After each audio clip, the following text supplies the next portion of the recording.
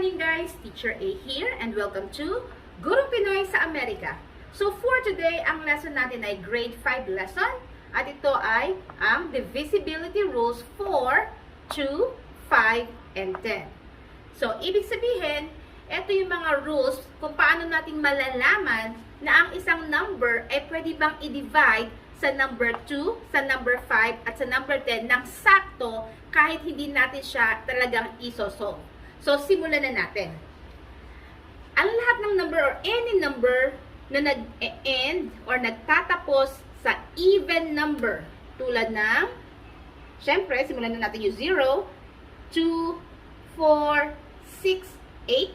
So, lahat ng numbers na nagtatapos dito ay pwedeng i-divide sa 2. Okay? Halimbawa, let's say 32. So, yung 32, nagtatapos siya sa 2. So, therefore, ang 32 ay divisible sa 2. Let's say, meron akong 368. Nagtatapos siya sa 8. Nandun siya, even number siya.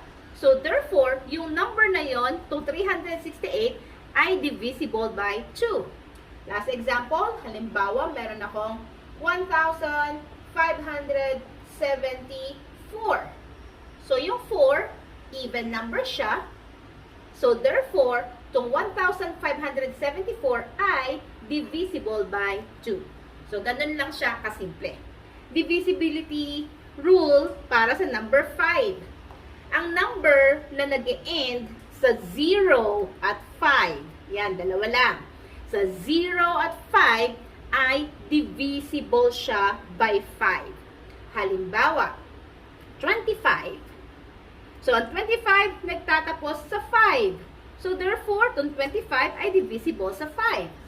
Another example, 170. 170, nag-end siya o nagtatapos siya sa 0.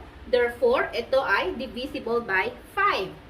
Last example, 875. Nag-end siya sa 5. Therefore, ang 875 ay divisible by 5. Last, divisibility rule for number 10. Isa lang to. Kapag ang number ay nag-end sa 0, yan, isa lang, 0, then that number ay pwedeng i-divide sa 10. Halimbawa, 100. Ang 100 nag-end sa 0, therefore 100 is divisible by 10. Next, halimbawa meron akong 870. Nag-end uli siya sa 0, therefore ang 870 ay divisible by 10. Last example, 1,860. Nag-end siya sa 0, therefore ito ay divisible sa 10. Ganun lang siya kasimple. So, wrap up natin. Divisible siya sa 2 kapag ang last number ay even numbers. We have 2, 4, 6, 8, and then 0. Divisible by 5 kapag ang huling number ay 0 at 5. And divisible by 10 kung ang huling number ay nag-end sa 0. Ganon lang siya kasimple. Now, sagutan natin yung learning tasks 1, 2, 3, and 4. So, we have here learning task number 1. Ang sabi, give the first 3 multiples of the given numbers. So, kapag sinabing multiples, nag-skip count lang tayo. Halimbawa, number 1, ang given ay 2. So, mag-skip count lang tayo by 2's. So, 2 plus 2 is 4. So, plus 2 lang yan.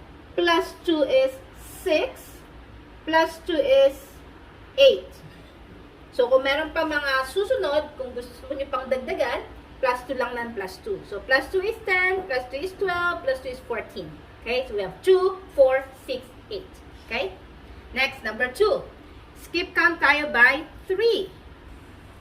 So, kapag sinabing skip count by 3, add lang tayo ng add ng 3. So, yung first number natin ay 3. Plus 3, that is 6. Magdagdag ulit tayo ng 3. Ang susunod na number ay 9. Plus 3 ulit. Ang susunod ay 12. Okay? So, yung first 3 multiples natin, after ng 3, we have 6. 12. Ganun lang kasimple. Number 3. First number ay 5. Skip count tayo by 5. So, 5 plus 5 ay 10. So, yung next number ay 10 plus 5. Ang susunod na number ay 15 plus 5. Ang susunod na number ay 20. So, we have 5, 10, 15, 20. Kung may kasunod pa, 25, 30, 35, 40, etc., etc. Okay? So, ganun lang kasimple ang learning task number 1. Next, learning task number 2. So, learning task number 2, answer the following questions with yes or no. So, yes or no lang ang sagot. I-apply natin yung naaral natin sa divisibility rules by 4, 2, 5, and 10. Number 1, is 238 divisible by 2? So, ulit, ano yung rule kapag divisibility ay divisible by 2? Dapat ang last number ng given ay even number. So, 238, ang last number ay 8, even number siya. Therefore, ang sagot sa number 1 ay yes. Okay? Next, number 2. Is 660 divisible by 5? Ano ulit ang divisibility rule for 5? Kapag ang dulong number ay nag-end sa 0 at 5, iyon ay divisible by 5. So, ang given natin, nag-end siya sa 0. Pasok siya doon sa rule na nag-end sa 0 and 5. Therefore, ang number 2 ay yes ulit. Next, number 3. Is 385 divisible? Mali ito. So, divisible by 10. Ano uli ang divisibility rule for 10? Kapag nag-e-end ang number sa 0. Tingnan natin ang given. 385. Nag-e-end siya sa 5. So, therefore, this is a no. Hindi siya divisible by 10. Okay? Next, learning task number 3. So, learning task number 3, ang sabi, put a check under each column to identify whether each number is divisible by 2, 5, and 10. So, i-check down natin kung itong given na number na to ay divisible sa 2, sa 5, tsaka sa 10. So, ulitin natin. Ang 2, kapag nag-e-end sa even number. 2, 4, 6, 8, at 0 dapat ang dulong number. 5, kapag ang number ay nag-e-end sa 5 at 0. And 10, kapag ang number ay nag-e-end sa 0. So, isa lang yun. 548. So, siya ay nag-e-end sa 8, which is an even number. Therefore, divisible siya sa 2. Check. Divisible ba siya sa 5? Nag-e-end ba siya sa 0 at sa 5? No. So, hindi siya divisible sa 5. Divisible ba siya sa 10? Nag-e-end ba siya sa 0? Hindi din. So, therefore, itong 548 ay divisible lang sa 2. Okay? Next, number 2. 270. Divisible ba siya sa 2? Ano ba yung dulong number? 0. So, 0 is an even number. Therefore, yes. Divisible siya sa 2. Divisible ba siya sa 5? Ulit, kapag divisible sa 5, ang dulong number ay 0 at 5. 0 siya. So, therefore, it's a yes. Divisible ba siya sa 10? Nag-e-end ba siya sa 0? Yes. So, therefore, ang 270 ay divisible sa tatlong numbers na given. Sa 2, sa 5, at saka sa 10. Number 3. 315. Divisible ba siya sa 2? Ang dulong number ay 5. Even number ba yon? Hindi. So, therefore, hindi siya divisible sa 2. Divisible ba siya by 5? Yes. Kasi, dulong number ay 5. Yes. Divisible ba siya sa 10? Hindi. Kasi hindi naman 0 ang dulong number ng 315. So, ganun lang kasimple ang learning task number 3. Next, ang last one ay learning task number 4. Learning task number 4, meron kayong maraming given na numbers. Isa-select nyo yung appropriate numbers na divisible by 2, 5, and 10. So, sa notebook nyo, pwede kayong gumawa ng table na katulad ng learning task number 3. Given yung number, ilalagay nyo lang doon kung divisible ba siya sa 2, sa 5, tsaka sa 10. So, meron ako ditong 9 numbers. I-identify natin kung divisible ba siya sa 2, sa 5, tsaka sa 10. First number, 105. Ang dulong number ay 5. Even ba siya? No. So, hindi siya divisible by 2. Nag-e-end siya sa 5? Yes. So, therefore, divisible siya sa 5. Nag-e-end ba siya sa 0? No. So, therefore, hindi siya divisible by 10. So, yung 105 ay divisible lang siya sa 5. Okay? 183. Ang dulong number ay 3. Even number ba siya? No. So, hindi siya divisible by 2. Nag-e-end ba siya sa 0 and 5? No. So, hindi siya din divisible sa 5. Nag-e-end ba siya sa 0?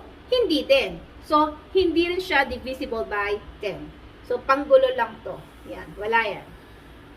270. Nag-e-end sa 0. Even number ba yon? Yes. So, therefore, divisible ito by 2. 0 and 5. Therefore, divisible siya sa 5.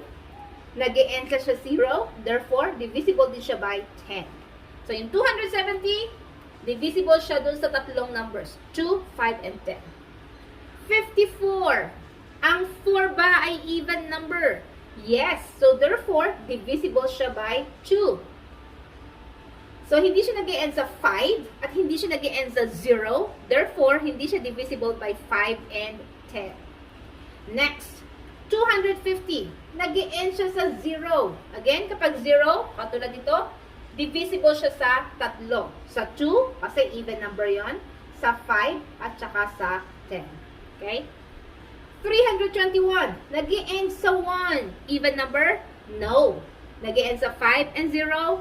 No. So, therefore, hindi siya divisible sa 3. Panggulo lang ulit. 238. Nag-e-end sa 8. Even number ba yung 8? Yes. So, therefore, divisible siya sa 2. Hindi siya nag-e-end sa 5 and sa 0. Therefore, hindi siya divisible by 5 and 10. Next, 565. Nag-e-end sa 5. Therefore, divisible siya sa 5. Of course. Even number ba ang 5 para masabing divisible siya sa 2? No, it's not. Hindi rin siya nag-e-end sa 0, so hindi rin siya divisible by 10.